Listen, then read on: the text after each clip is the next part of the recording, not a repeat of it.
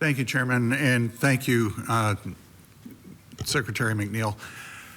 I appreciate the fact that after a decade of not getting the disposition schedules, that you worked with us last year and you gave us the sample of the that type of a schedule back in October.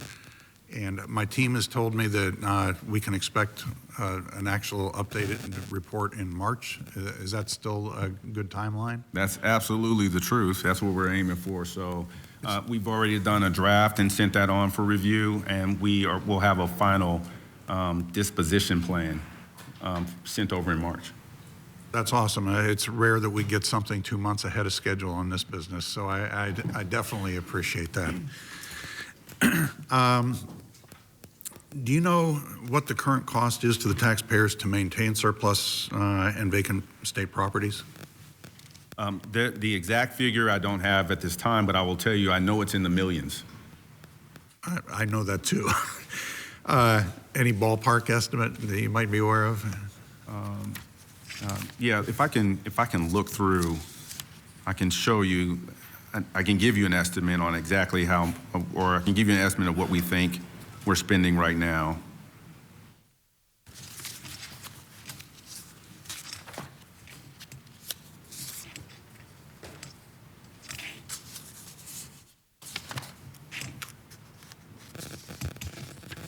Senator, I don't want to take up your time. If you want to ask another question while I look for that information. If you can get that number to us, I'd greatly appreciate it. Okay. And do you anticipate that having a surplus property disposition plan, such as what you've prepared, will accelerate the disposition of the unused properties and save us some money? That's the hope. The one thing that I do want to mention about the disposition plan, once we send that over, we're seeking approval so that we can continue on with the process. So there's a collaborative effort that needs to happen between where we're looking at properties and then we're bringing those forward. We create the disposition plan. We're glad we kicked that off too again. Yes. But then looking to quickly make a decision whether the properties can be something that we all agree that need to be disposed of, and then we will continue on with the process. Until that process is completed, we're going to continue to pay the carrying costs for these properties. Absolutely, and that's why I appreciate you getting it to us 2 months early, because then we can start having the hearings on this and help make in the decision process. So I want to thank you again for that. And again, this was out of your, you weren't here yet when for the decade that we went without this, and I appreciate the fact that you guys jumped on it right away. In the governor's executive budget, the Department of General Services total funding is estimated to decrease every year until the 2030-31 budget. Could you explain why the governor is forecasting your agency will need less money next year? One of the things that I didn't mention in my opening remarks was really about how our mission is about being efficient and effective and safe. So we look for efficiencies across all of our programs. And then the new initiatives that we kick off, such as SOUP, that's used to give money back to the taxpayers. So that's going to take away from the money that's paid out for leasing properties. So that's probably why you're seeing a significant or a reduction in our services over time. I appreciate that. And going to that with SOUP, the $16 million that you're looking to get in an increase, we're looking at about $5 million now in savings. Is that currently? Is that the total savings? Just over $6 million. Just over $6? Closer to $7 million. Are we looking at taking that money and just applying it straight to that $16 million that you need and possibly reduce that to 10? So that's really a budget decision on what we're going to do with the savings that we realize from SOUP. Well, that's more of an administrative decision, and to be quite honest with you, I'd rather that we put that money directly. Again, we've been looking in couch cushions all over the place to try and take care of the funding. And unlike other agencies, you've got a reason for why yours is expected to decline or stay steady. But if we take that money and we program that $6 million into what you're looking for soup, that $6 million isn't insignificant, and that we could use that money in order to fund it, and it never even has to leave your department instead of going back to the general fund.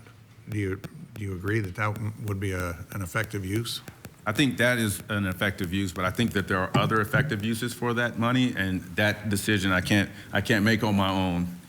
That's a decision that I would have to go back to the budget office, because, as you know, there are other priorities across the Commonwealth. You know this, of course.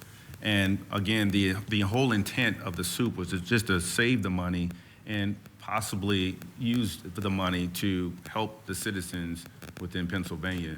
And so that we're not the agency that sits, we're not really public facing. We're the agency that are the public servants to the public servants. So we kind of sit in the background. So there are other priorities that will need to be decided on from the administration on what's going to be done with the funding that we have. And I did want to answer your question before time went out. $20.1 million or $20.7 million is what we are saying that we have in the surplus that we're spending right now for the surplus properties. Okay. I just want one more time on this. The putting that money without having to redirect it and shuffle it someplace else into the general fund and back, there's administrative costs to all that stuff. And the advantage on something like this, just like doing investigations into workers' compensation fraud and others where the returns are generally 16-1, you take this money and apply those savings to this, it becomes an exponential benefit. And I think we'll see a benefit faster not spending the money outside of increasing utilizing that money to take care of yours.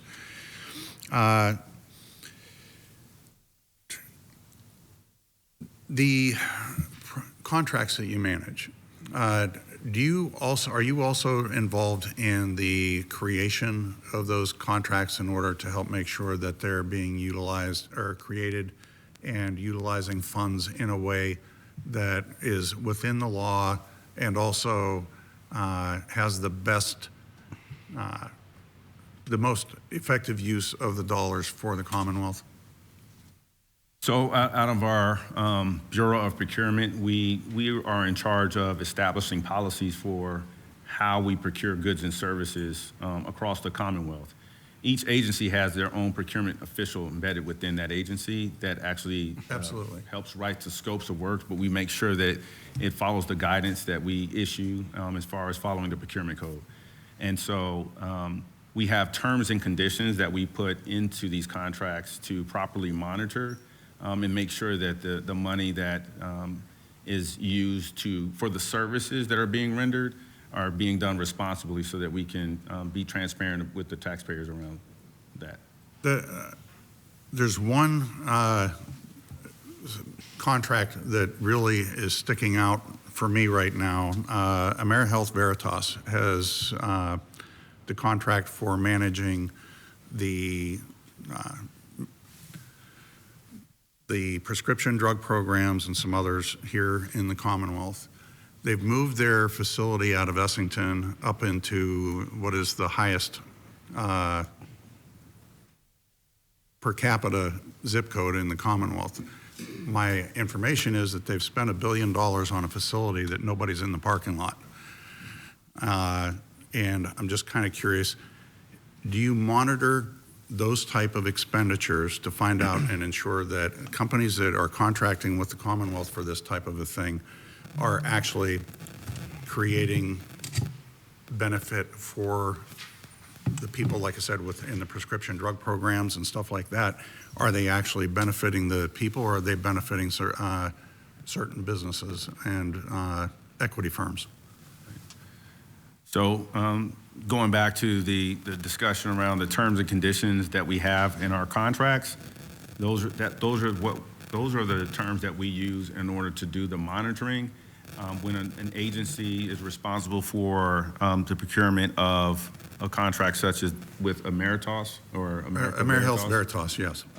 That's something I don't know enough information about at this point to to respond to your question, but I can get back to you on that too. Thank you. I'm going to be doing some digging on that, but thank you very much, and Chairman, thank you.